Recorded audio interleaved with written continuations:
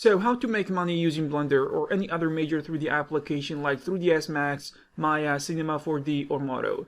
There are a lot of ways of making money online if you are a 3D artist. We can summarize them in the next major 10 methods that are known to be effective for beginners and for professionals.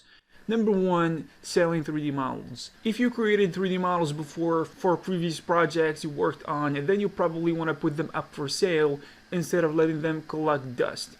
But just keep in mind that you need to be good to see success in selling assets in general, especially 3D models, because they will be purchased in order to be part of a production pipeline, whether it be a video game, an animation, a cinematic, or an advertisement. There are a lot of websites for selling and purchasing 3D models like TurboSquid, CG Trader, 3D Export, 3D Ocean, QBrush, and more.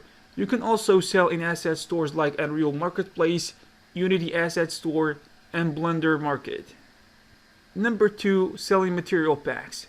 3D artists need materials all the time for their work and for their projects. And what makes the demand high is the fact that there are a lot of rendering engines and 3D packages that need different kinds of materials. If you are good at using software such as Substance Designer, then you will be able to create custom and specialized materials that you can make money from selling in marketplaces. Number 3. Freelancing. Freelancing is one of the most popular sources of income for 3D artists, whether they are beginners or professionals.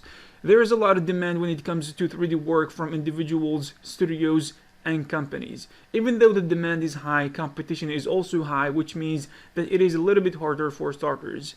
In freelance, the more work you do, the easier it gets.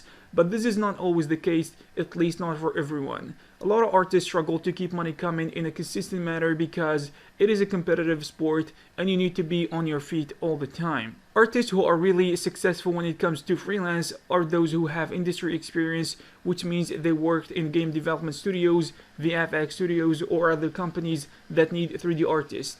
Their experience allows them to have a better understanding of clients' needs, price negotiation, and their experience also makes them sought after by companies and studios to do more freelance work with them. Also, the people they know in the industry are going to make the process much easier because they're gonna provide them with work easily. Number 4. Digital prints.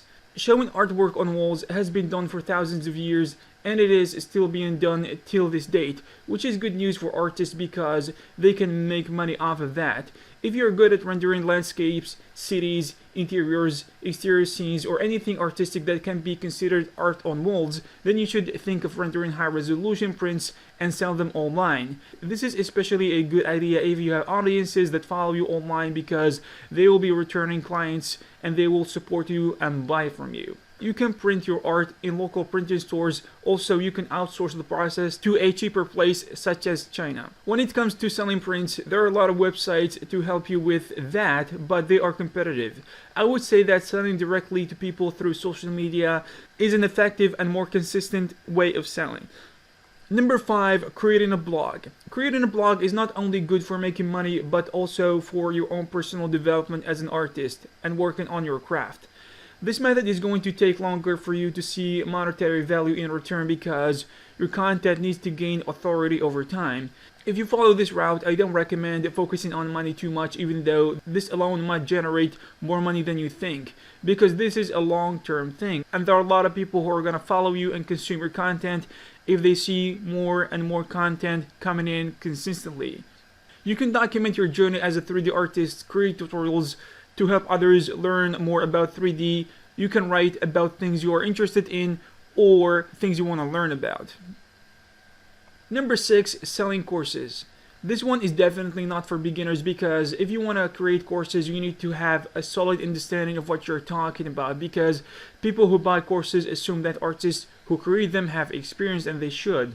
You don't need to have industry experience though, necessarily, in order to create 3D courses, because if you have been creating tutorials for a period of time on your blog or on your website or on your YouTube channel, and people like it and learn from it and learn valuable skills from it, then you can collect that knowledge that you shared with them previously in a form of paid course, because this way it is going to be organized, easy to understand, and of higher quality, of course.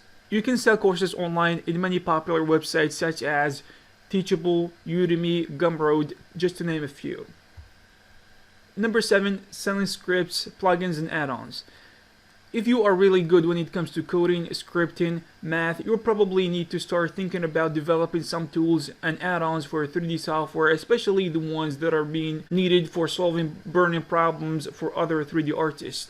If you think there is a tool that artists need in order to make their lives easier and their work more efficient, then you can create one, give it to people, see if they like it or not, and if they do and it turns out it is a great one, then you can start monetizing it by asking people for small donations on your blog or on your YouTube channel. There are of course other ways of monetizing your scripts and plugins, like selling them in asset stores and marketplaces, which we talked about before.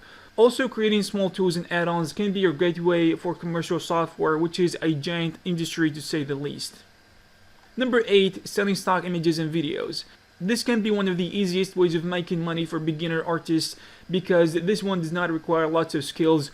Also, the spectrum of quality is very wide and can vary from amazingly high quality, mind-blowing landscapes to cities and small props like keys, spheres, and cubes. If you're good at creating animations, this is also something that you can do to make money from, because a lot of people need some B-roll in their videos or presentations as well. There are a lot of websites that will allow you to sell photos, videos free of charge. Number 9, working for a studio. Even though Blender is not industry standard, meaning that it is not really used in AAA video games and VFX studios, there are some opportunities to work in indie game development studios, for example, because it seems like indie developers are creating lots of amazing video games lately, especially with Blender being free and open source, which gave them the opportunity to do that. Since indie developers use Blender as a 3D software, then you will have a chance if you're good enough and they see that you can offer something to the development and to the team. If you use a 3D software other than Blender like 3ds Max or Maya, then you can find a job in the big game development studios, VFX studios, if you have the necessary skills, because getting there is not easy. Number 10, developing your own game. Developing your game has never been easier in the history of game development. With the availability of free and strong software such as game engines and Blender, you only need to use your talent and time to create a video game that is playable and people love. I would say that this is probably the hardest method of making money on this list. First of all, you're going to need a lot of knowledge about the game development. Also, it is going to take a lot of your time to take this to become a reality. If you're passionate about video games, then do it, but don't think about money too much. Think of it as a long-term side project that you will have fun with in your free time. And if you're serious about this, then you can recruit some of your artist friends or volunteers to speed up the process and create even better game.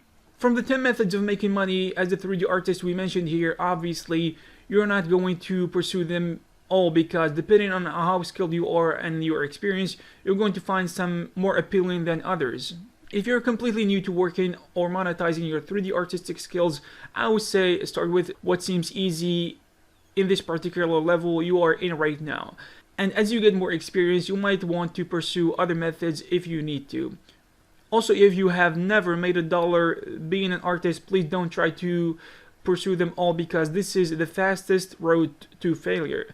Just stick to 1, 2, or 3 maximum, persist long enough, and you will be successful if you don't give up. Also, please remember that everything worthwhile comes with time. If you want something you do to bring value in a form of money or any other form, then you need to give value first to others, especially when it comes to a long-term thing such as a blog, a YouTube channel, or social media.